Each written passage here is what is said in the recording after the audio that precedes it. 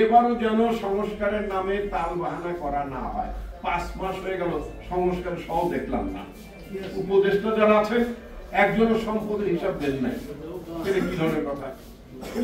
তাদের তো সম্পদ হিসাব দেওয়ার কথা ছিল, যা উচিত ছিল। সংবিধান লেখা না করলে দিতে পারতেন তো আপনারা। তো চ্যারিটি বিগিনস এট হোম। আপনার নিজের ঘর থেকেই তো সংস্কার শুরু করবেন। উপদেষ্টা হলেন, সংস্কার করলেন না। বিচারক নিয়োগ করলেন শেখ হাসিনার পথ অনুসরণ করে। তারপরে নির্বাচন কমিশন গঠন করলেন শেখ হাসিনার পদাঙ্ক অনুসরণ করে। শেখ হাসিনার ভুক্ত এই সরকার উপদেষ্টাদের মধ্যে ভর করেছে আমার মনে হচ্ছে।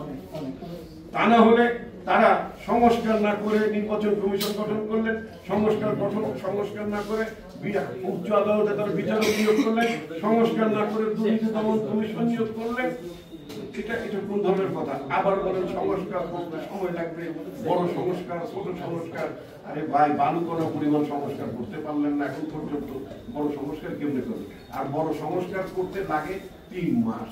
কি কি সংস্কার করবেন লিস্ট করেন। বাজারে বিয়ে শাদী হয় না, তো বিয়ে শাদী হলে কি করে? মানে বাজার দুঃখিত মানে বলছি, বিয়ে শাদী হলে একটা তালিকা তৈরি করে না, কতজন মেহমান আসবে, কি বাজার নাটক ইত্যাদি ইত্যাদি থাকে না, থাকে তো তারপর সে বাজারঘাট করতে কিন্তু 5 বছর লাগে। বাজারঘাটটা 1 দিনে 2 দিনের মধ্যে সম্পূর্ণ করা সম্ভব, টাকা থেকে বাজার করা যায়। যেমনি সরকার কি কি সংস্কার করতে চায় তালিকা তৈরি করুন। তালিকা তৈরি করার পরে রাজনৈতিক দলগুলোর সাথে বসে বলো যে আমরা এই সংস্কার করতে চাই। এটা হচ্ছে চিন্তা ভাবনার একটা বড় ধরনের ফারাক। জিয়াউর রহমান এই যে সংস্কারের কথা বলেন, এই কথাগুলো বললেন। আমাদের নেত্রী বেগম খালেদা জিয়া উনি জানেন যে প্রধানমন্ত্রীর নিরঙ্কুশ ক্ষমতা ওনার হাতে থাকবে। উনি বললেন যে না, প্রেসিডেন্টের সাথে ক্ষমতার ভাগাভাগি হতে হবে। উনি বললেন যে লোয়ার হাউস হবে, আপার হবে, দ্বিকক্ষ বিশিষ্ট পার্লামেন্ট হবে। কিন্তু বিএনপি বলেছে এই কথাগুলো।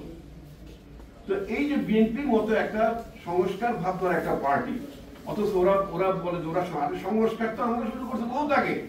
সংস্কারটা চলমান করবে, সুতরাং সংস্কার চলবে, বিচার চলবে, সবকিছু চলবে, কিন্তু জনগণের নির্বাচিত সরকার আসতে হবে। আমি যে কথাটি বলতে চাই, সংস্কার শব্দটি যেন গালিতে পরিণত না হয়। এরকম 111-এর সময় একটা সংস্কারের কথা বলা হচ্ছিল। কি সংস্কার দেখলাম? কেউ বলতে -2 সংস্কার মানে হচ্ছে -2, অর্থাৎ শেখ হাসিনাকে বিদায় দিতে হবে, বেগম খালেদা জিয়াকে বিদায় দিতে হবে রাজনীতিকে। আসলে -2 ছিল না, ওটা ছিল -1। বেগম খালেদা জিয়াকে মানে একটা মাইনাস, বিএনপি রাজনীতিকে মাইনাস, জিয়াউর রহমানের নাম মুছে ফেলা মাইনাস, বেগম খালেদার নেতৃত্ব দেন তাকে মাইনাস, ভবিষ্যতে বিএনপি নেতৃত্ব দেবে তারেক রহমান তাকে মাইনাস, বিএনপি যে সমস্ত নেতা কর্মী যারা এই আদর্শ ধারণ করে তাদেরকে জেলে পড়ো, ওইটা হচ্ছে মাইনাস। অর্থাৎ মাইনাস ছিল বিএনপি কেন্দ্রিক, আওয়ামী লীগ কেন্দ্রিক না, ওটা ছিল একটা ষড়যন্ত্র। 111 ছিল একটা ষড়যন্ত্র। রাজনীতি থেকে বাংলাদেশের রাষ্ট্র ক্ষমতার দৃশ্যপট থেকে বিএনপিকে নিশ্চিহ্ন করার জন্য ভারত একটা প্লট তৈরি করে। ভারতের ষড়যন্ত্র 111 ছিল, সোজা কথা। এবং তারা শেখ হাসিনাকে রাষ্ট্রীয় ক্ষমতা আনার জন্য 111 তৈরি করেছিল। কারণ জানে স্বাভাবিকভাবে আওয়ামী লীগ কখনোই ক্ষমতায় আসতে পারবে না। আজকে একইভাবে ভারত আমাদের বর্তমান জন আকাঙ্ক্ষার কারণে যে অভ্যুত্থান সংঘটিত হয়ে গেল, সেই অভ্যুত্থানের পরে বাংলাদেশে একটি অন্তর্বর্তীকালীন সরকার ক্ষমতায় এসেছে। এই সরকারকে কিন্তু সেভাবে ভারত সহযোগিতা করছেন, নানাভাবে বিরক্ত করার চেষ্টা করছে।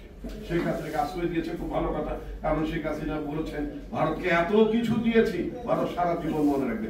ভারত সারা জীবন শেখ হাসিনাকে মনে রেখেছে। আমি ভারতকে আনগ্রেটফুল কান্ট্রি বলি না, ভারতকে আমি অকৃতজ্ঞ দেশ বলি না। অন্তত পক্ষে আওয়ামী লীগের বেলায় তারা ভীষণ কৃতজ্ঞ, শেখ হাসিনার প্রতি তারা ভীষণ কৃতজ্ঞ। শেখ হাসিনাকে তারা আশ্রয় দিয়েছেন, এত দিয়েছে, একটা লোক এত দিয়েছে, তাকে যদি বিপদের দিন আশ্রয় না দেয় তাহলে তো একটা অমানবিক হয়ে যায় নাকি? তো সুতরাং ভারত তারা তাদের কাজটি করছে, আমরা আমাদের কাজটা করছি, খুব ক্লিয়ার কাট। এখন বলছে যে ভারত পত্রিকা দেখলাম শেখ হাসিনার ভিসা এক্সটেনশন করেছে। আমি তো নিজে বুঝি না, যতটুকু লেখাপড়া যা জানি তাতে যেটা বুঝি না, একটা মানুষের পাসপোর্ট নাই। তিনি যখন প্রধানমন্ত্রী হিসেবে যখন মানে ফ্লাই করলেন, পালালেন, তখন তো তিনি রেড পাসপোর্ট নিয়ে গিয়েছেন। একজন নাগরিক 2টা পাসপোর্ট রাখতে পারে, তাকে হয় সবুজ পাসপোর্ট রাখতে হয় অথবা তাকে লাল পাসপোর্ট রাখতে হয়। যদি তিনি লাল পাসপোর্ট রেখে থাকেন তাহলে তার সবুজ পাসপোর্ট ছিল না। আর সবুজ পাসপোর্ট যদি রেখে থাকেন তিনি বেআইনি কাজ করেছেন, সোজা কথা বেআইনি কাজ করেছেন তিনি। এখন তার লাল পাসপোর্ট তো বাতিল হয়েছে অনেক আগে, কারণ তিনি যখন প্রধানমন্ত্রী নাই, কিন্তু প্রধানমন্ত্রী হিসেবে লাল পাসপোর্ট পেয়েছিলেন। তিনি যখন প্রধানমন্ত্রীর পদ থেকে উচ্ছেদ হয়ে গিয়েছেন, তখন তো লাল পাসপোর্টের কোনো কার্যকারিতা ছিল না। ভারত কোন পাসপোর্টের উপরে তার ভিসা এক্সটেনশন করেছে, এটা তো বাংলাদেশের মানুষ জানতে চায়।